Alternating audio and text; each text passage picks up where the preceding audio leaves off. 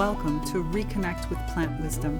I'm your host, Tigrila Gardenia, nature-inspired mentor and leadership coach.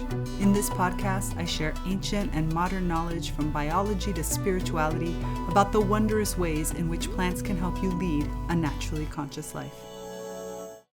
Hello, everyone. Welcome back. Welcome to episode 34, going from change to evolution.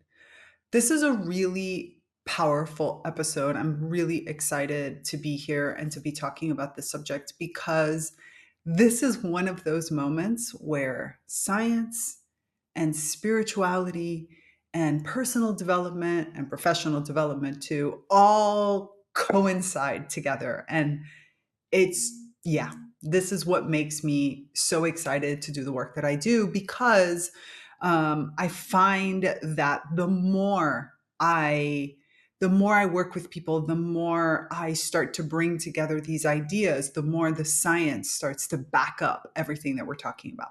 But let me be more specific. Okay, let's get into this because the other day, I got a message from one of my clients, and he had found an article that talked about a new discovery that just came out. And this new discovery was a published paper. You know me, I love my papers. If you've never heard me talk about papers and research studies and articles about the latest research, please check out my live commentary, my plant consciousness commentary that I do every Friday. It's every Friday live in the Naturally Conscious community, and then I republish it on other channels. So you can find it on YouTube, you can find it on Facebook, but really the Naturally Conscious community on Friday is where I do it live. And so I'm always going through all of these papers and breaking down the science so that you can understand how the science connects to your everyday life, to what we're talking about, to the paradigm shifts we really want to get into, and more importantly, how you can use this information for your own personal transformations and your own personal evolutions.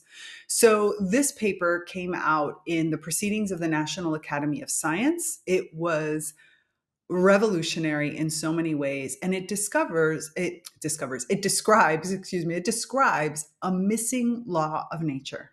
Now, this is something that you don't really hear about every day, right? This is a really important norm in the areas of science and the way that the natural world works. So today we're going to be going beyond even just plants. We're going to be talking about the natural world in its fullest extent, and that's what's so exciting about this paper. So this paper talks about, again, a missing law of nature. Now, there aren't that many laws of nature, okay? It's not like science has 700, list of 700 of them, and many of these laws of nature are kind of become understood, and we talk about them and we know them really well. But in essence, this new law states that I'm going to read the paper, the Science Daily article, the Science Tech Daily article that I got this from, and I'll post this in the show notes so that you can actually read yourself. It says, in essence, the new law states that complex natural systems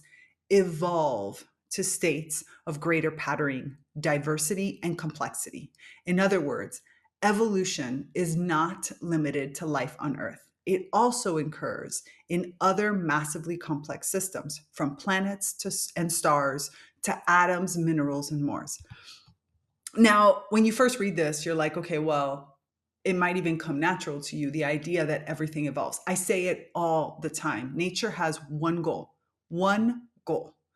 taught to me by my professor, Stefano Mancuso, one goal, and that is to evolve.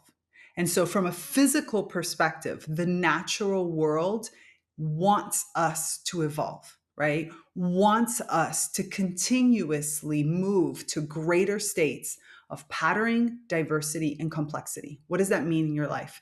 That means that your life becomes richer over time. That is what the natural world wants you to do. Patterning means that the things that I do on a regular basis, especially, become easier because they fall into some types of patterns, which allows me to then make space for new things.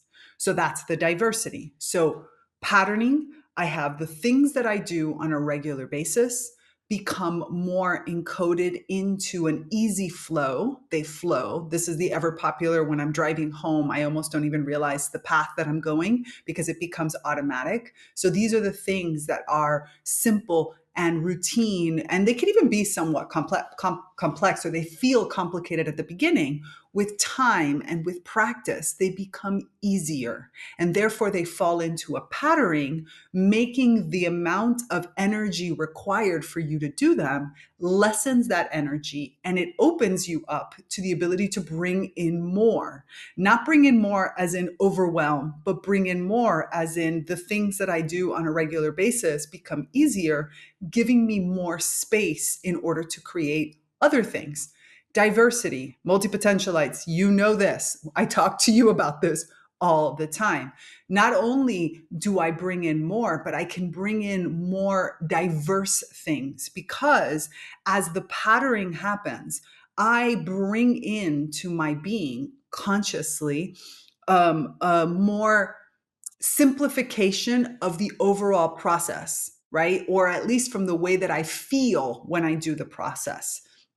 That way, I open myself to be able to not just take in more, but to take in more diverse ideas and see exactly how those fit in. Because I'm looking at them from the perspective of the deep pattern, from the element that they represent. So I am looking at them, and even though they are multiple things, as I work with that, the more I spend time with this diversity, the more I start to see how these diversities flow together. How is it that they converge through? How do they weave in and out of threads that are happening? That there are these codified pattern threads that I have set. And then complexity, the ability for me to maintain multiple diverse ideas, systems, applications all at once. I am able to do more with less. And this is exactly what we in spiritual physics, from the Damanhurian philosophy of spiritual physics, talk about the law of complexity.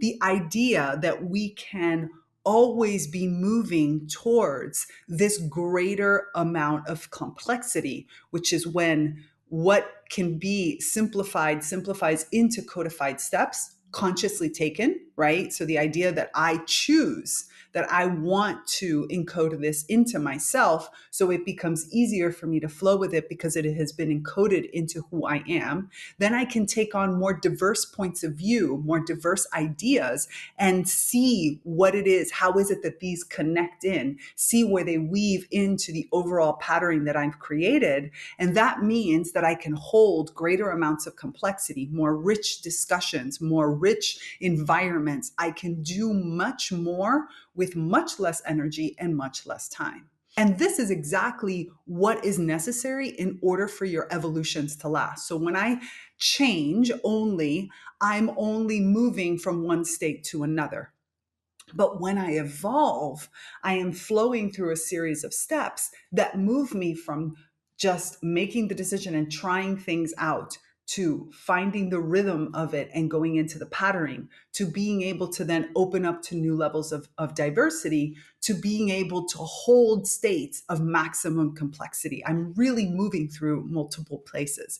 And so to really represent this, I'm going to give it to you. So from a scientific perspective, I'm so excited. I want to like jump all over the place. So I'm trying to kind of give it to you in a way that makes the most amount of sense. And I welcome your questions on this because complexity in and of itself is complex, not complicated. Let me be very clear. Notice that I'm using the word complexity and not complicated. Complicated is convoluted. Complicated means that I'm kind of adding all these different things that don't fit. Complexity is when I find the patterns, I can hold multiple levels of diversity and diverse ideas, diverse thinking, diverse experiences, all in that. And in this particular case, from a scientific perspective, it is now being proven that the overall mechanism of our entire universe is meant for us to evolve. Every single thing around us is in a pattern of evolution and is moving through that. And we as human beings should also be a part of that. We are a part of that. We tend to hold ourselves back. We tend to look for the quick change, but quick change doesn't last. Because when I go into quick change and I don't allow for all of these different steps to happen, then what happens is I just change again. The first time I connected with a plant and actually received a response, I got chills. It is such an invigorating sensation when you break through like that and realize just how connected we are and that we are nature. As a nature inspired mentor myself, I was super excited to stumble upon the Shift Network and its mission to empower a global network of evolutionary change agents. Talk about my kind of movement. There are so many inspiring thought leaders, healers, empaths, and other visionaries all under one roof, each with an individual and collective mission to help you reawaken and co create a just and prosperous world. Now, check out the show notes, click on the link, and learn more about the Shift Network. Consider enrolling even in a course or two. They are the perfect complement to your evolving naturally conscious life. I hope you enjoy what you find in the Shift Network and come back to the naturally conscious community and let us know all about what you're learning and exploring. So the most important piece that I want you to take away from this from this first half that I'm bringing to you is that this law should give you comfort in the fact that you are throughout your entire life going to be constantly changing. If you allow that change to go through a natural progression, which I'm going to talk about from both a physical perspective, like we just started to talk about today now, right? I was just giving you some of the physical characteristics that are connected to that evolution, right? The patterning, the diversity, the complexity. Okay. So when you go through this, then you stay on the other side. You are now a more evolved being that can hold more with less. You require less energy expansion. You require less fatigue in order for you to do more. And that is what true evolution looks like from a physical perspective. And this paper proves to us that the entire universe was constructed for this exact reason. This is one of the natural laws. So, of course, if you try to hold back your evolution, if you try to resist who you are and you don't move towards that evolution, you're going to feel exhausted all the time. Because with evolution, with complexity, comes again more space. With complexity, things become easier. And that's really where we want to go. So you want to open up yourself to the ability to let that change go through its full stages in order to become an evolution. And this takes time. Honestly, it does take time. Evolution takes time. We see it all the time around us where we see certain evolutions and we think they just happened. But then we realize, oh my goodness, this is a long time in the making, right? We can use the metaphor of a plant evolution. As a plant is evolving, the plant is mutating and then stretching, maybe even migrating, right? You don't actually see it all like one little petal that comes out slightly different, maybe a small shape that is different. Or maybe a seed that took flight and landed farther away from where the first plant was, right? And then over time, you realize that that seed has kept moving generation after generation, is now hundreds of miles or kilometers, depending on whatever you use, away from where that plant originated. And that's part of the evolution, looking towards new places where that plant can thrive and flourish. Or in the case of a petal, right? A petal starts to have a new shape, or a plant starts to have a slightly different scent, or the plant has a different color, a slightly different color. And over generations, over time, testing out, experiencing, now all of a sudden a new pollinator is being attracted because the plant has evolved new characteristics.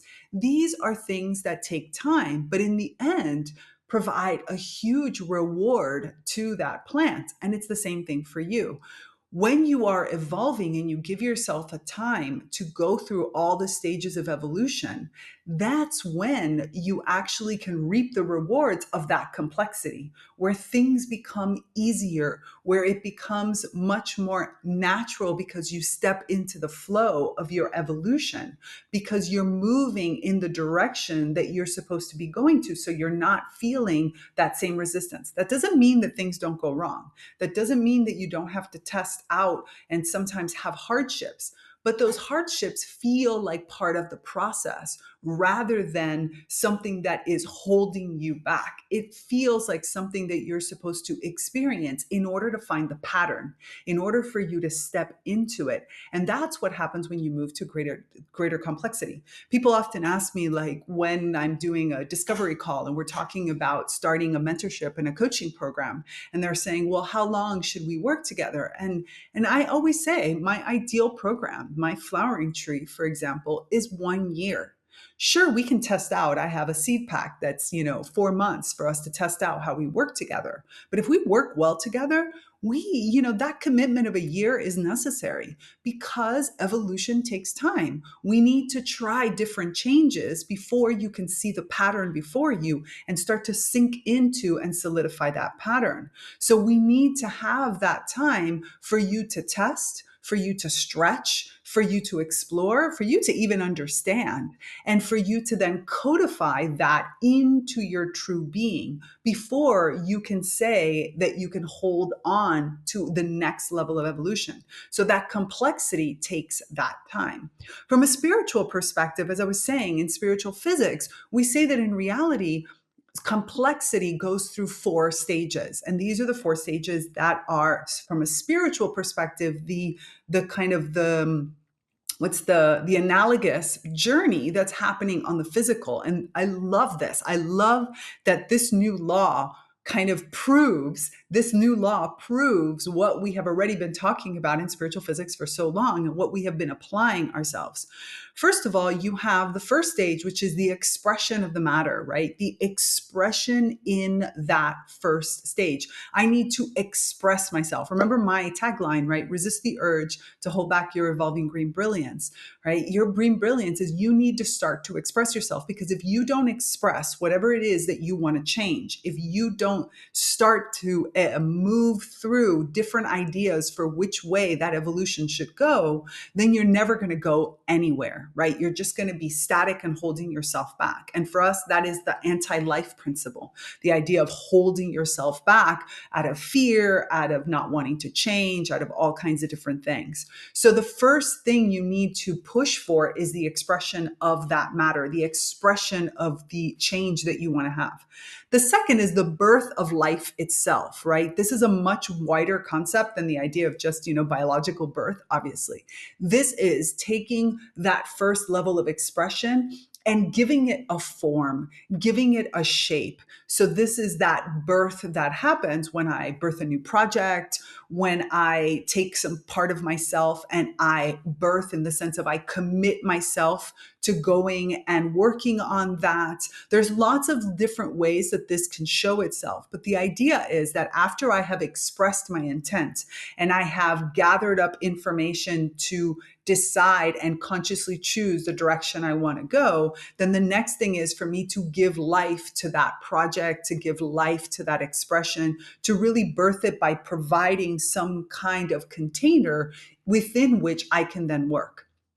After that is the birth and the evolution of that thought, right? This is now the refinement stage. This is the fact that I start to test and I start to move into different forms of testing, and I start to gather up data on which direction works best for me. So I try something over here, I try something over there. I start to put my plan in place. From a Kabbalistic perspective, we think of this as, thought, then planning, then thought. Wait, hold on. Now I was like, we have it thoughts, And then you start to kind of gather up the information, then you plan it all out, and then you express it by acting through it. So you have these different levels. And this is the exact same thing. My expression is my thought process of like, okay, this is what I want to do. And I'm putting in my intention and I'm showing my will to make this happen. Then I give it a container and I start to contain and I start to birth it inside of that. So I process through what is it that that's going to look like and what container is going to hold it.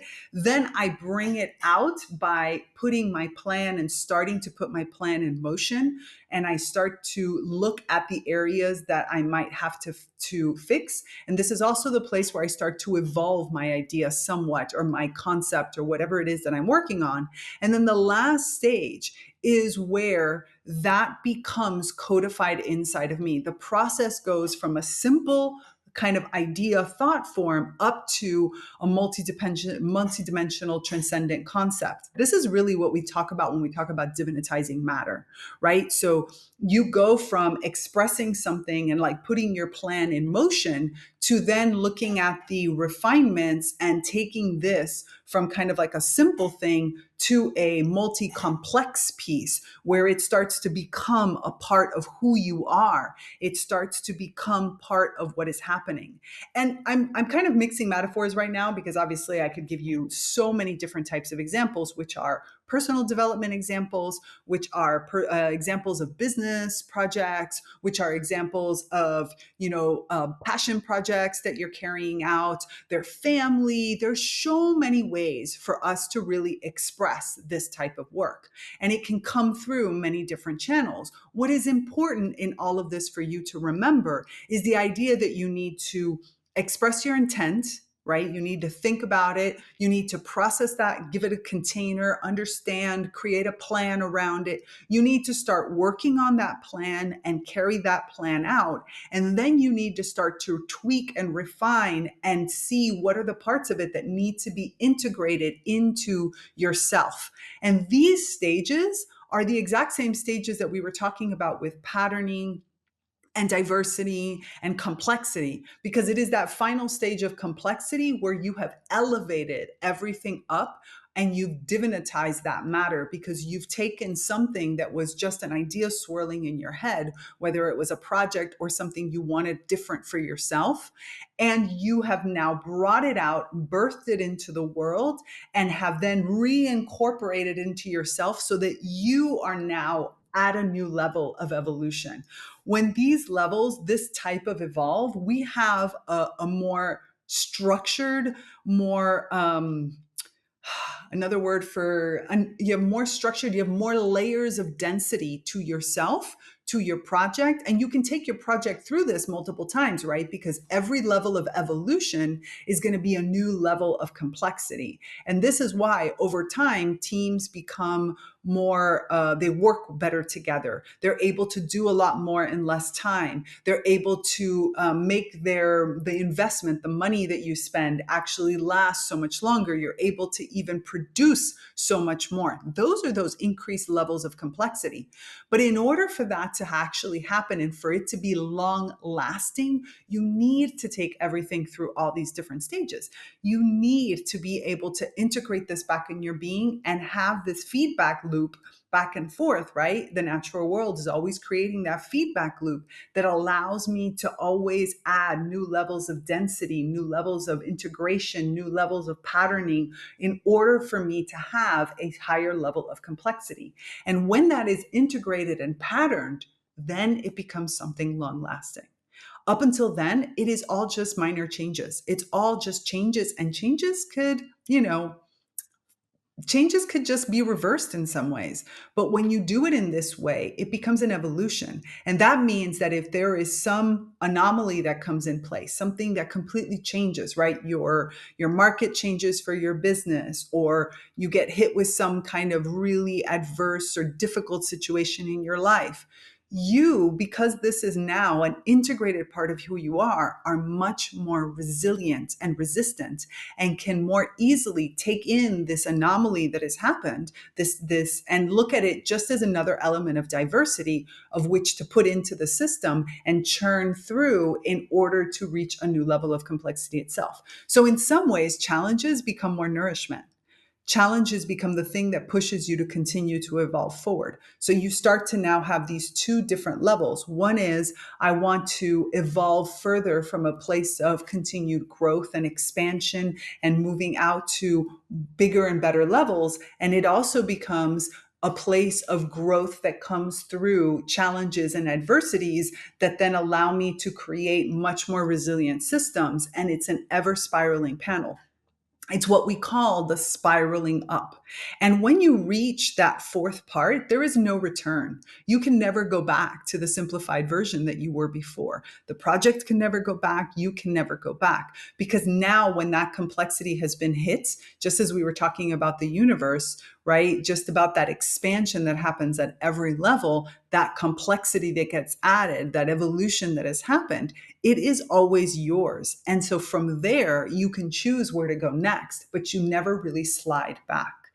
This is why, for example, in Kickstart Your Conscious Revolution, when we finish, since it is a boot camp and it's quick and it's 5 days, we talk about what is it, the elements that you're going to put in place in order to continuously reinforce this change that is happening, this movement that you've had and this shift that you've had during the time that we were working together, in order for you to reach the next level of your evolution, and in order to ensure that that evolution becomes codified inside of you, that it really is just really is a full evolution and not just a change. So I'm really excited about this new development because, again, the fact that modern science is now proving the spiritual physics that we have been working with for so long, for me, is extremely exciting. And it also helps me better understand my own personal evolution and the evolution of all of my clients. It helps, again, create that framework. And it also proves why you need to give yourself time. Be kind to yourself. In that process, especially once you go from expression to first birthing of life, so many things can happen. And you're going to have slides back and moments of difficulty, but that's okay because you are on a trajectory at this point. And even all of that churning in the middle doesn't change the fact that if you stick with it, if you get the support you need in order to be able to reach that next level, nobody will ever be able to take away from you. So I hope you've enjoyed this. I really want to hear about how evolution and complexity has entered into your life. How do you see the word complexity? And what are the tools that you can use in order to reach it? I would love to hear that, so please leave me a comment. And if you like what we've talked about, like, share, subscribe, all that good stuff that helps other people reach this. And I will be in the Naturally Conscious community waiting to have this discussion with you. So please join us there anytime. Until then, this is me, Tigria Gardenia. Remember, resist the urge to hold back your evolving green brilliance, because when you let that out into the world, you take a conscious action to move into a greater level of complexity and to move your evolution forward. And I want to be there to support you and watch you do it. Bye. Thanks for listening to this episode of ReConnect with Plant Wisdom. Intro and outro music by Steve Shuley and Poinsettia from The Singing Life of Plants. So join me, Tigrila Gardenia, and my plant collaborators next time on ReConnect with Plant Wisdom.